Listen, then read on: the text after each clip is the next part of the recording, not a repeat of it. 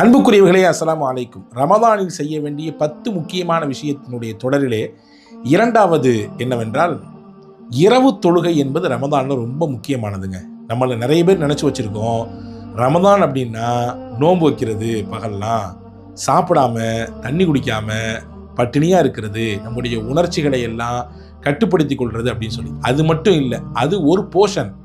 இன்னொரு போர்ஷன் ரமதான்ல இருக்குது, அதுதான் இரவு வணக்கம். விழித்து கண் விழித்து அல்லாஹ்வை இரவிலே நின்று வணங்குவது ரொம்ப பிடிக்கும் அல்லாஹ்வுக்கு. சொல்ல போனா ஹஜ்ரத் ரசூலுல்லாஹ் பகல் நோன்பை பற்றியும் பேசியிருக்காங்க, இரவு வணக்கத்தை பற்றியும் பேசியிருக்காங்க. ஆனால் சமுதாயம் என்னவோ தெரியல, இரவு வணக்கம்னா ஒரு 60+ இருக்கக்கூடிய மக்கள் மட்டும் செய்யக்கூடியது. பள்ளிவாசலுக்கு போயிட்டு அந்த மாதிரியெல்லாம் எங்களுக்கு இரவுல நேரம் கொடுக்கறதுக்கான வாய்ப்புலாம், சுன்னத்தான விஷயங்களுக்கு ஏன் இவ்வளோ நம்ம ரிஸ்க் எடுக்கணும் அப்படின்ற மாதிரியான ஒரு பார்வை இருக்குது. முற்றிலும் தவறானது. ரசூலுல்லாஹ் சொன்னார்கள், யார் ஈமானோடு இறை நம்பிக்கையோடு நன்மையின் மீது ஆதரவு வைத்து ரமதானில் இரவில் நின்று வணங்குவாரோ அவருடைய பாவங்களை எல்லாம் அல்லாஹ் மன்னித்து விடுகிறான். எனவே ரமதானில் இரண்டாவது நாம் கவனிக்க வேண்டிய முக்கியத்துவம் வாய்ந்த விஷயம், இரவு வணக்கத்தை நாம் கோட்டை விட்டுவிடக்கூடாது.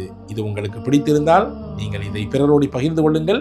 அடுத்த ஒரு விஷயத்திலே மீண்டும் உங்களை நான் சந்திக்கிறேன். அஸ்ஸலாமு அலைக்கும்.